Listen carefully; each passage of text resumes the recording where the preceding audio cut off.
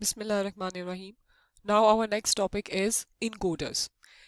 Encoders is actually the opposite of your decoders. Decoders में हमने ये बात पढ़ी थी कि हमारे यहाँ n इनपुट सिग्नल आता है एंड m आउटपुट लाइंस उसके अकॉर्डिंगली क्रिएट होती हैं with the formula of 2 raised to the power n. हमारे इनकोडर में इससे ओपोजिट फिनोमेना होता है. क्या होता है वो हम देखते हैं.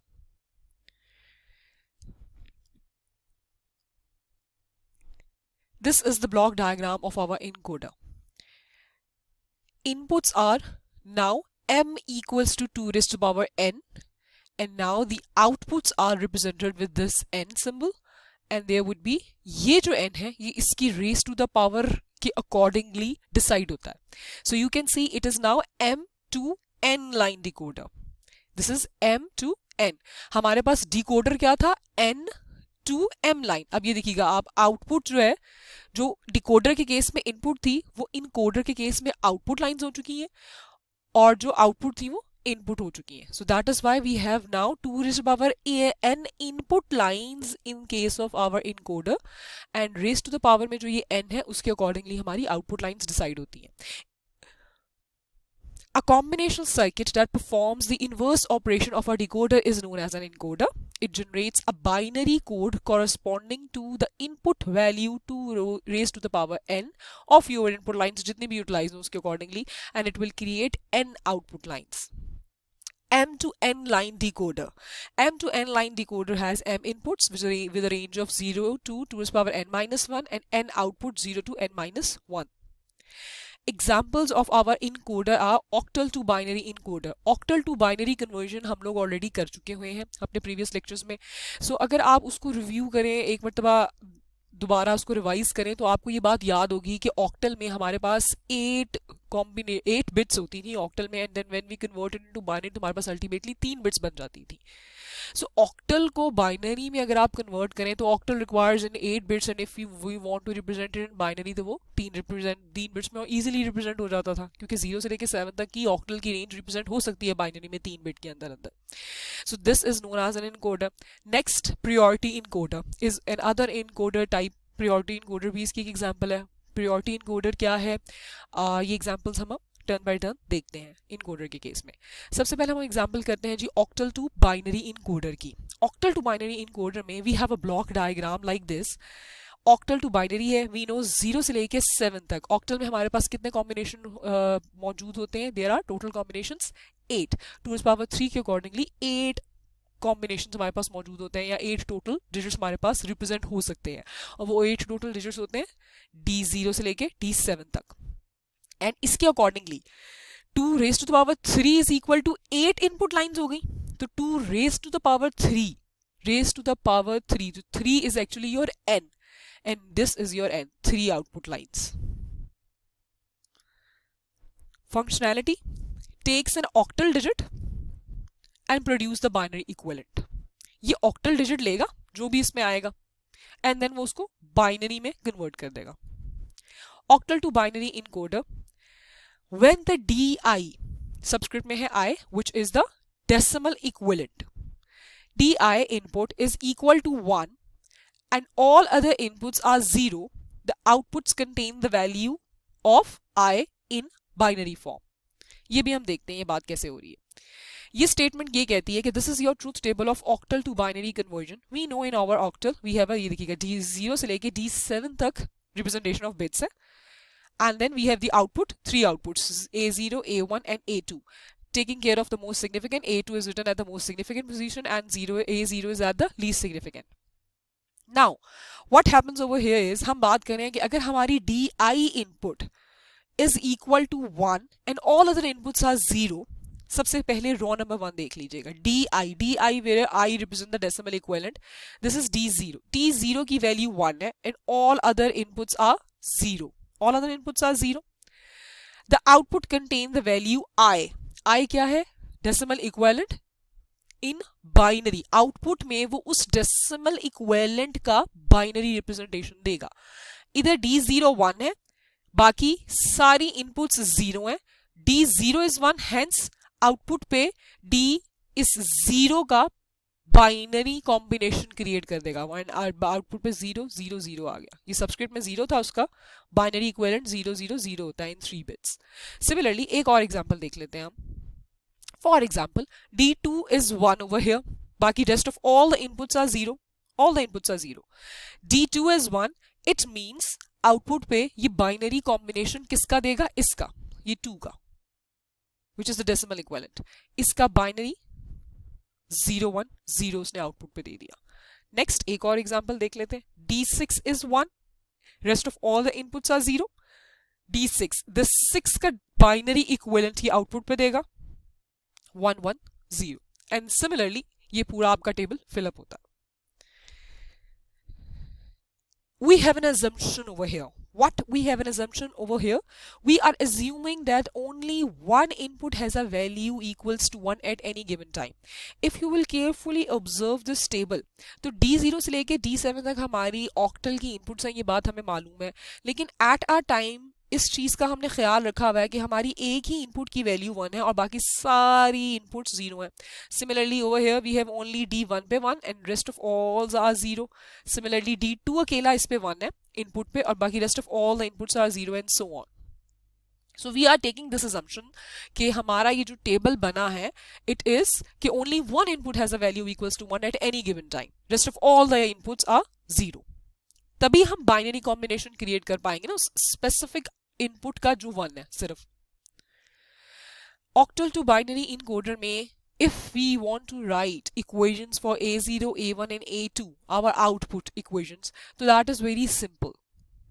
We can write A0 is equal to A0 is equal to A0 का आप इसको K-map से भी बना सकते हैं, तब भी बहुत easy है. and A2 की equation, ये A0, A1 and A2 की equation है. This is very simple.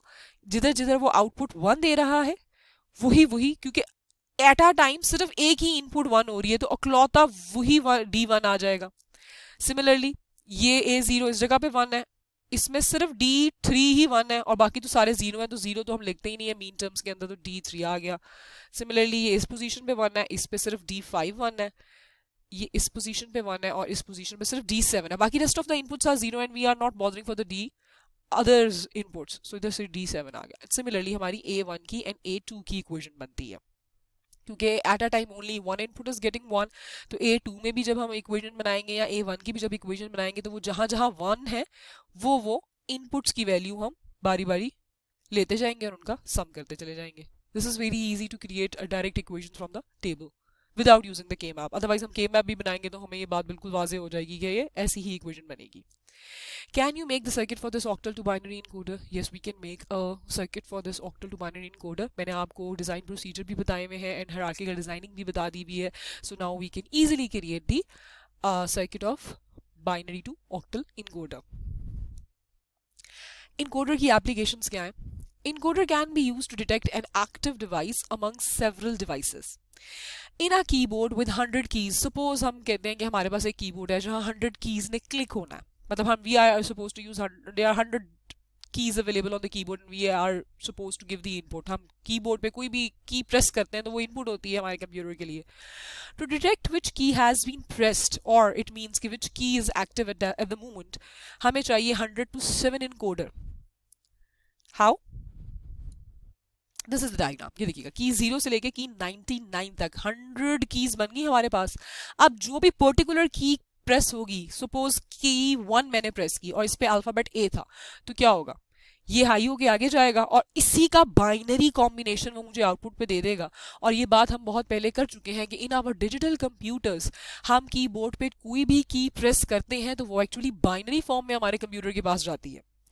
अगर आपको याद हो मैंने आपको जब ASCII के कैरेक्टर्स पढ़ाए थे बहुत शुरू के लेक्चर्स में, अगर आप वहाँ से रिवाइज भी करना चाहें तो आप कर सकते हैं.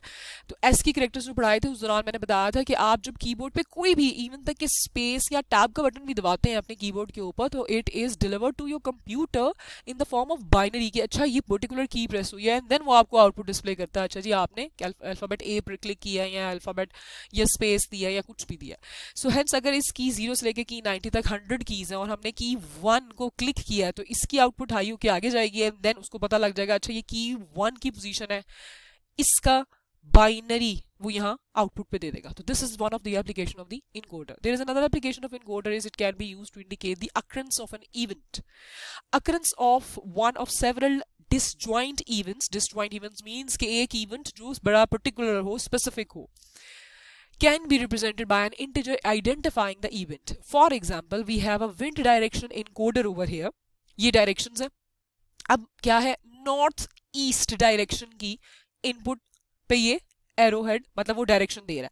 अब क्या होगा, जैसे ही इस पे एरो जाएगा वो ये इनपुट देगा. जब वो इस जगह पे इनपुट देगा तो उसे मालूम चलेगा कि मैंने नॉर्थ ईस्ट डायरेक्शन पे सपोज D1 है, so I have to give the binary form 001.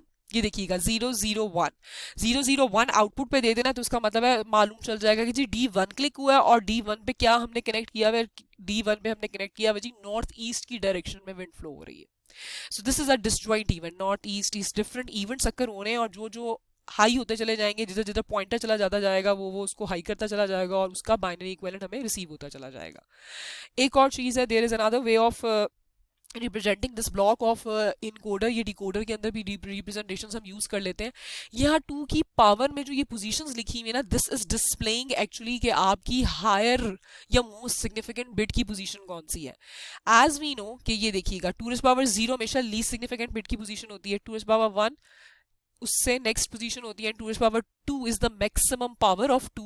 तो इसका मतलब है यहाँ जो भी बिट है वो मोस्ट सिग्निफिकेंट बिट की पोजीशन पे है. 2⁻1 मिडिल में एंड 2⁻0 पे जो भी बिट आएगी वो लीस्ट सिग्निफिकेंट बिट की पोजीशन पे है. So we can write in this form either inside this block to represent के which bit we are taking as a least significant and which least significant and which we are taking as the most significant. ये representation हम आगे जाके decoders में encoders में भी use कर सकते हैं, लेकिन कभी कभी ये बहुत बेहतर होता है कि आप अलग से मेंशन कर दें कि कौन सी, या अगर फॉर एग्जांपल यहाँ आपने वेरिएबल्स यूज़ किए होते, सपोज जिस तरह हमने यूज़ किए थे डिकोडर के केस में I0 I1 I2 हम या D0 D1 D2 हमने यूज़ किया होता, तो आप पर्टिकुलरली अलग से जाके उसको मेंशन कर देते हैं साइड पे छोटा सा कि जी मोस्ट सिग्निफिकेंट मैंने ये लिया है, लीस्ट सिग्निफिकेंट मैंने ये लिया है, ताकि आपके एग्जामिनर को या आपके इंस्ट्रक्टर को या जो भी चेक कर रहा है उसको ये अंदाज़ा हो जाए कि आपने कौन सी बिट मोस्ट सिग्निफिकेंट ली है और कौन सी लीस्ट सिग्निफिकेंट बिट ली है.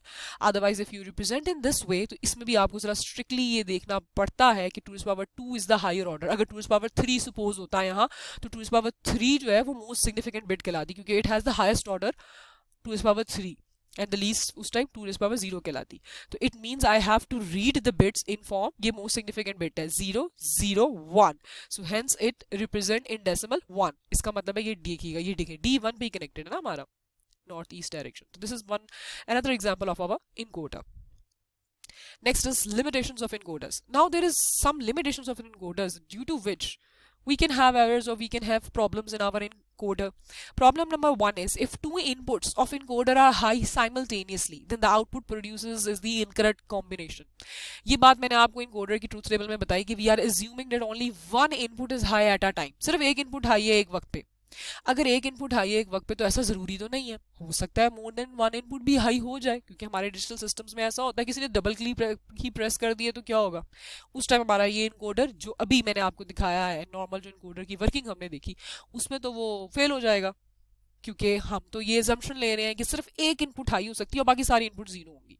सो अगर 2 input at a time high होगी तो हमारा तो आउटपुट इनकरेक्ट कॉम्बिनेशन दे देगा.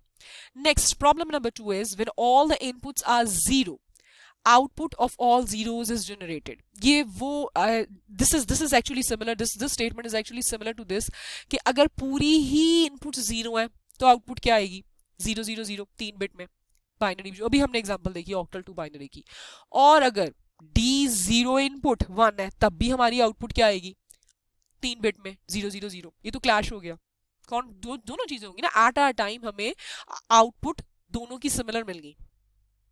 इनपुट जब सारी जीरो है जिसमें D0 भी जीरो है तब भी क्या होगा, जब कोई इनपुट हाई नहीं है तो आउटपुट पे ऑल जीरो ही रिप्रेजेंट होगा. और हम ये भी बात कर रहे हैं कि जब D0 की इनपुट 1 होगी तो आउटपुट पे क्या आता है, इसका बाइनरी इक्विवेलेंट आता है, तो वो भी 000 होता है. So hence the solution behind all these problems would be, we prefer कि हम यूज करेंगे जी priority encoder. Set the input priority to encode only one input at a time. Define one more output to indicate that at least one input is high. Priority encoder, as the name implies, priority means importance देना किसी चीज को, फौकियत देना किसी दूसरी चीज पे. तो this is what your priority encoder is, जो कि भी हम देखते हैं.